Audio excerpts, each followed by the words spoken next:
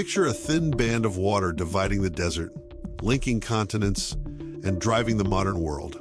Hundreds of vessels transporting anything from electronic devices to vehicles, food products, and energy supplies cross through the corridor every day. The Suez Canal is one of the most important trade routes ever. Without it, vessels would have to cover an additional route of thousands of miles when traveling from Asia to Europe. It looks like just a shortcut, however. In reality, it is a crucial part of global trade. It has been the embodiment of globalization for decades. Chinese producers are dependent on the canal, European buyers are relying on it, and energy exporters in the Middle East use it to deliver goods across the planet. However, today, the Suez Canal is faced with one of the greatest threats of recent decades. Geopolitical tensions, security problems, and changing global alliances turn a predictable channel into a focus of international confrontation. Its significance is not limited by only ship owners. Any delay at the channel may affect prices in supermarkets, production process, and inflation rates in different parts of the world. The battle for the world's most important maritime shortcut turns into a fight for the future of global trade itself. While the Suez Canal crisis concerns one country, it is a crisis for the global interconnected economy. Europe is especially sensitive as many Asian imports use the canal route. Electronic items, machinery, fabrics, and consumer goods require fast deliveries.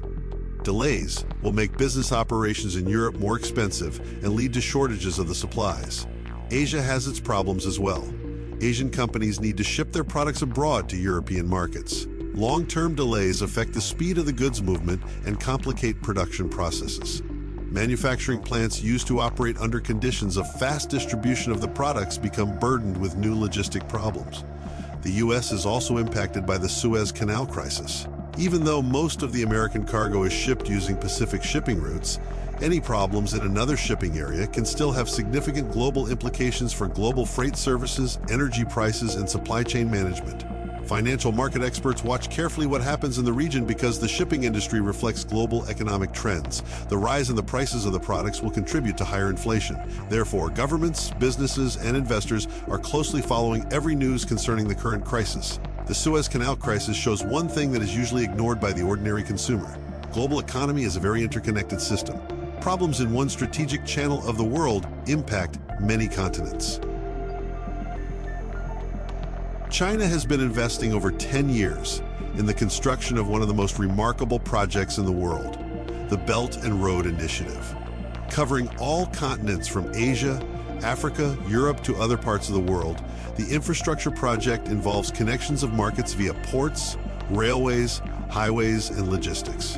Undoubtedly, the Suez Canal crisis makes Beijing realize the necessity for global trade to diversify its pathways. The increasing frequency of the events stimulates Chinese authorities to pay more attention to rail corridors through Central Asia. There are also new ports appearing in strategically significant regions where Beijing invests billions of dollars. The construction of alternative logistics networks becomes vital now. It is obvious that this strategy has two dimensions, economic and geopolitical. Control of the infrastructure means control over nations. Countries which are economically connected via transportation corridors develop their strategic partnerships. The supporters believe that the implementation of the Belt and Road Initiative will make global trade more resistant. The critics claim that China will use this initiative to expand its geopolitical influence.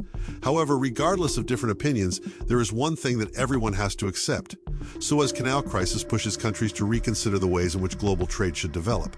As for China, the answer is obvious: to create multiple routes, not to depend on one corridor, and to guarantee the continuity of trade irrespective of the stability of the region.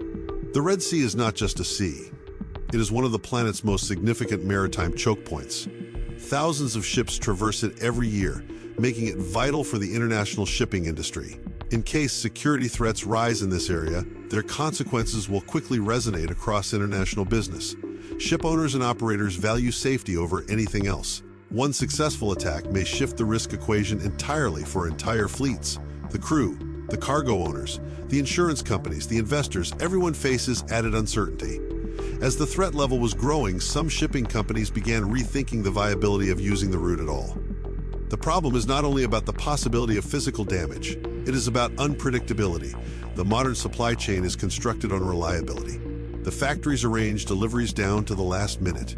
The retailers need to be able to count on regular shipments. The element of uncertainty makes everything more expensive. Many governments spent fortunes on implementing various maritime security measures, but ensuring safe passage through such a strategic area is far from easy. Each new security measure adds to operational complexity. The Red Sea turns into a trial ground for the ability of globalization to function smoothly in the era of growing geopolitical fragmentation. Its outcome may shape the future of international trade for many years to come. In case the ship decides not to pass through the Suez Canal, the alternative route will be the very long journey via Cape of Good Hope around the southern end of Africa. Even on the map, the deviation does not look impressive. However, it changes the economic aspect of the whole voyage. For some ships, the route can take additional days to pass the point B. Each day of transit increases the consumption of fuel, labor costs, maintenance expenses, and decreases the efficiency of the entire fleet. The vessel makes money only by transporting cargo. Long distances reduce the number of journeys per year, thus decreasing the efficiency of the operation. However, the economic problems associated with the change of the route affect other spheres besides the shipping business.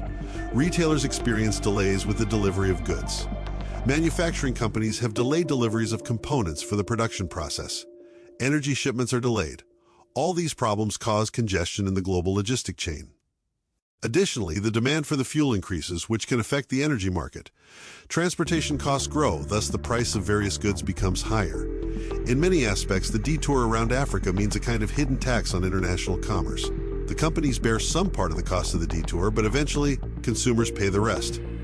The problem, which emerged due to security concerns of the region, became a global economic issue.